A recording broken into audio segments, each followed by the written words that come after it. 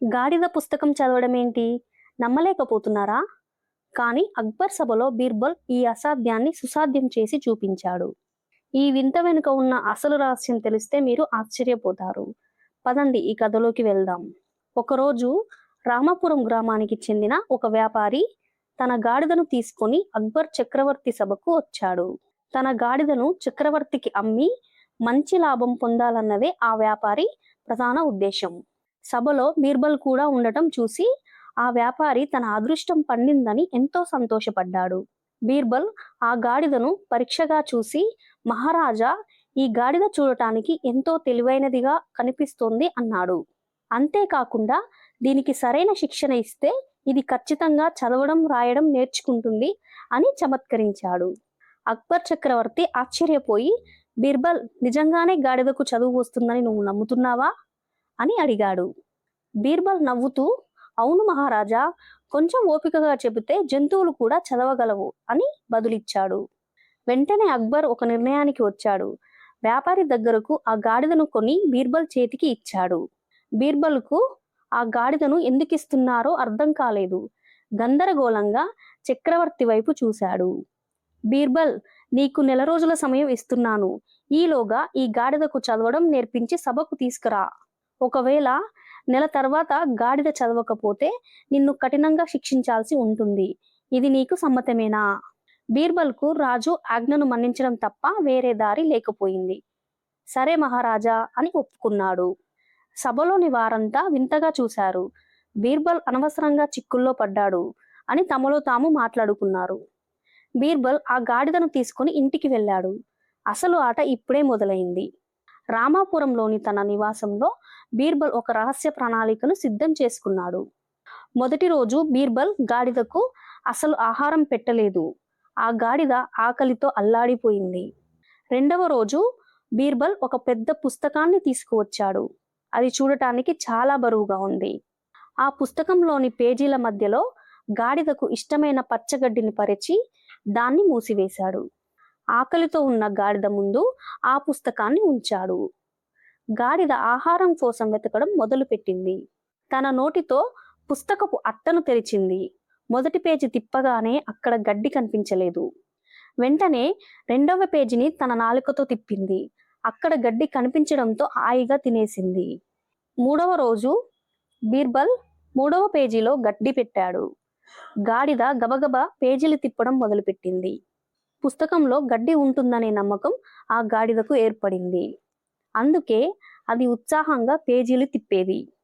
రోజులు గడుస్తున్నా కొద్దీ బీర్బల్ గడ్డిని వేర్వేరు పేజీల్లో పెడుతూ గాడిదకు శిక్షణ ఇచ్చాడు. ఇప్పుడు గాడిదకు పుస్తకం కనిపిస్తే చాలు గడ్డి కోసం పేజీలను గబగబా తిప్పడం అలవాటుగా మారింది. 1 నెల రోజులు పూర్తి కావస్తున్నాయి.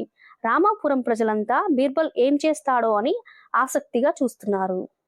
చివరి రోజున బీర్బల్ గాడిదకు అసలు తిండి పెట్టలేదు. అది విపరీతమైన ఆకలితో ఉంది. సమయం రానే వచ్చింది. అక్బర్ చక్రవర్తి నిండు సభలో సింహాసనంపై ఆసీనులై ఉన్నారు. బీర్బల్ సభలోకి ప్రవేశించాడు. అతని వెనుక వ్యాపారి అమ్మిన ఆ గాడిద కూడా ఉంది. సభలో ఉన్నవారంతా నిశ్శబ్దంగా ఉన్నారు. గాడిద నిజంగా చదువుతుందా అన్నది అందరి ప్రశ్న. అక్బర్ అడిగాడు, బీర్బల్, 1 నెల రోజులు గడిచాయి కదా, గాడిదకు చదవడం వచ్చిందా? బీర్బల్ వినయంగా నమస్కరించి, అవును మహారాజా, ఇది ఇప్పుడు చక్కగా చదువుతుంది అన్నాడు. అయితే వెంటనే సభలో అందరి ముందు చదివించి చూపించు అని చక్రవర్తి ఆజ్ఞాపించారు. బీర్బల్ ఒక పెద్ద పుస్తకాన్ని తెచ్చి గాడిద ముందు ఉన్న పీఠంపై ఉంచాడు. ఆకలితో ఉన్న గాడిద పుస్తకం చూడగానే అందులో గడ్డి ఉంటుందని ఆశపడింది. వెంటనే తన నాలుకతో మొదటి పేజీని తిప్పింది. అక్కడ ఏమీ లేదు. కంగారుగా రెండో పేజీ తిప్పింది. అక్కడ కూడా గడ్డి కనిపించలేదు. సభ అంతా ఆశ్చర్యంగా చూస్తోంది. 3వ పేజీ, 4వ పేజీ, ఇలా గాడిద గబగబా పేజీలను తిప్పడం మొదలుపెట్టింది. చివరికి ఎక్కడ గడ్డి కనిపించకపోయేసరికి గాడిద ఆకలి తట్టుకోలేక బిగ్గరగా ఓండ్రు పెట్టడం మొదలుపెట్టింది. ఆ వింత అరుపులు విని సభలో ఉన్న వారంతా గాడిద మంత్రాలు చదువుతుందేమో అని భ్రమపడి నోరెళ్లబెట్టారు. అక్బర్ చక్రవర్తి కూడా ఆశ్చర్యపోయి, అద్భుతం బీర్బల్, నిజంగానే గాడిద చదువుతోంది అని అరిచాడు. గాడిద పుస్తకం చుట్టూ తిరుగుతూ మళ్ళీ మళ్ళీ పేజీలు తిప్పడం సభలో పెద్ద సంచలనం సృష్టించింది.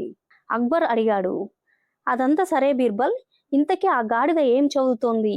బీర్బల్ నవ్వుతూ, మహారాజా, అది ఏం చదువుతుందో తెలియాలంటే మనకు గాడిద భాష తెలిసి ఉండాలి అన్నాడు. సభలో ఉన్న వారంతా నవ్వారు. అక్బర్కు బీర్బల్ ఏదో చమత్కారం చేశాడులే అని అప్పుడే అర్థమైంది. సరే, గాడిద భాష మనకు రాదు, కానీ దానికి పేజీలు తిప్పడం ఎలా నేర్పావు అని అడిగాడు. బీర్బల్ అసలు విషయం చెప్పడం మొదలుపెట్టాడు. మహారాజా, నేను ఏ ఇంద్రజాలం చేయలేదు అన్నాడు. ఆ రోజున వ్యాపారికి సహాయం చేయాలని గాడిదని మెచ్చుకున్నాను, కానీ మీరు నన్ను శిక్షిస్తానన్నారు అని గుర్తు చేశాడు. గాడిదకు చదువు రాదు, కానీ ఆకలితో ఉన్నప్పుడు గడ్డి కోసం పేజీలు తిప్పడం నేర్పించాను అని వివరించాడు. ఈ నెల రోజులు నేను దానికి పేజీల మధ్య గడ్డి పెట్టి శిక్షణ ఇచ్చాను అని అన్నాడు బీర్బల్. ఈ రోజు పుస్తకంలో గడ్డి పెట్టలేదు, అందుకే అది గడ్డి కోసం వెతుకుతూ పేజీలు తిప్పింది అని చెప్పాడు. గడ్డి దొరకకపోయేసరికి ఆకలితో అరిచింది, మనం అది చదువుతుంది అనుకున్నాం అని అసలు రహస్యం బయటపెట్టాడు. నిజం తెలుసుకున్న అక్బర్ చక్రవర్తి గట్టిగా నవ్వడం మొదలుపెట్టాడు. సభలో ఉన్న వారంతా బీర్బల్ సమయస్ఫూర్తికి ముగ్ధులై చప్పట్లు కొట్టారు. రామాపురం వ్యాపారి కూడా ఆనందించాడు. బీర్బల్, నీ తెలివితేటలకు సాటి ఎవరు లేరు, అసాధ్యాన్ని కూడా సుసాధ్యం చేశావు అని మెచ్చుకున్నారు. చక్రవర్తి వెంటనే బీర్బల్కు విలువైన రత్నాలు, బంగారు నాణాలను బహుమతిగా ఇచ్చారు. గాడిదను తిరిగి ఆ వ్యాపారికే ఇచ్చేసి అతనికి కూడా కొంత ధనం సహాయం చేశారు. రామాపురం ప్రజలు బీర్బల్ కథను చెప్పుకుంటూ ఎంతో గర్వపడ్డారు. ఈ కథ ద్వారా మనకు తెలిసేది ఏంటంటే, తెలివి ఉంటే ఎలాంటి చిక్కు సమస్యకైనా పరిష్కారం దొరుకుతుందని. బీర్బల్ చమత్కారం కేవలం అక్బర్ను నవ్వించడమే కాదు, ఒక పేద వ్యాపారికి కూడా మేలు చేసింది. జంతువులతో మాట్లాడించడం అసాధ్యం కావచ్చు, కానీ వాటి ప్రవర్తనను మార్చడం సాధ్యమని బీర్బల్ నిరూపించాడు. అక్బర్ చక్రవర్తి ఆ రోజు నుండి బీర్బల్ సలహాలకు మరింత ప్రాముఖ్యత ఇవ్వడం మొదలుపెట్టారు. బీర్బల్ విజయం సభలో ఉన్న అసూయపరుల నోళ్లు మూయించింది. పుస్తకాలు చదవడం జ్ఞానాన్ని ఇస్తుంది, కానీ సమయస్ఫూర్తి జీవితాన్ని గెలిపిస్తుంది.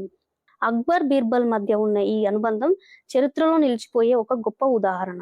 రామాపురం గ్రామంలో ఇప్పటికీ ఈ గాడిద కథను పెద్దలు పిల్లలకు సరదాగా చెబుతుంటారు. మీరు కూడా మీ జీవితంలో ఇలాంటి సమస్యలు ఎదురైనప్పుడు బీర్బల్ లాగా ఆలోచించండి. ఈ వీడియో మీకు నచ్చిందని ఆశిస్తున్నాను. ఇలాంటి మరిన్ని ఆసక్తికరమైన కథల కోసం మాతోనే ఉండండి. ఈ కథ మీకు నచ్చితే లైక్ చేయండి మరియు మీ స్నేహితులతో షేర్ చేయండి. Thank you. మరో మంచి కథతో మళ్ళీ కలుద్దాం. అంతవరకు సెలవు. మీ ఫేవరెట్ స్టోరీ ఛానల్.